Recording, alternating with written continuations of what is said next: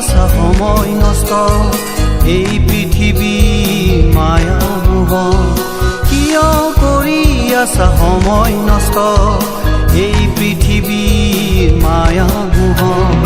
শান্তি বিচাৰি যদি আহিছা তুমি, পাবা তুমি প্ৰভু যীশুৰ কাষত। প্ৰভু যীশু খ্ৰীষ্টৰ সৰ্বশ্ৰেষ্ঠ নামত আপোনালোকক অভিনন্দন জনালোঁ। পবিত্ৰ বাইবেলত মথিয়ে লিখা শুভবাৰ্তা 4 অধ্যায় 23 পদত আমি এইদৰে পঢ়িবলৈ পাওঁ।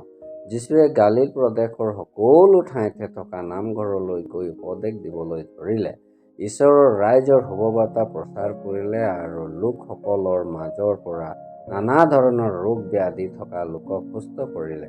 প্ৰভু যীশু খ্ৰীষ্টৰ সেৱা কাৰ্য কিছু বিশেষত্ব আমি এই পদত পঢ়িবলৈ পাওঁ। এটা বিশেষত্ব এয়াই ৰাইজৰ শুভবাৰ্তা প্ৰচাৰক। শুভবাৰ্তাৰ অৰ্থ হ'ল শুভ সংবাদ। শুভবাৰ্তাৰ আৰম্ভণি ঈশ্বৰৰ অনুগ্ৰহৰ পৰা আৰম্ভ হৈছে।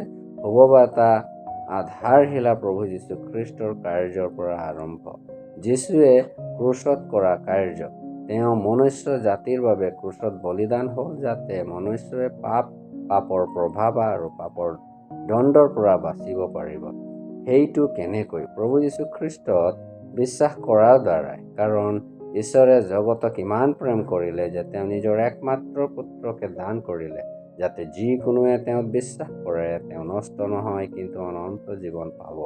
অৰ্থাৎ যেতিয়া মনুষ্য বিশ্বাস কৰে যে প্ৰভু যীশু খ্ৰীষ্ট মোৰ উদ্ধাৰৰ বাবে ক্ৰুচত সেই দণ্ডক সহিলে, যি দণ্ড মনুষ্যক তাৰ পাপৰ কাৰণে সহিব লাগিছিল, যীশুৱে মৃতবিলাকৰ মাজত পৰা তৃতীয় দিনা পুনৰুজ্জীৱিত হ'ল আৰু তাতে সেই ব্যক্তি নিজৰ বিশ্বাসৰ দ্বাৰাই ঈশ্বৰৰ পৰা উদ্ধাৰ পায়।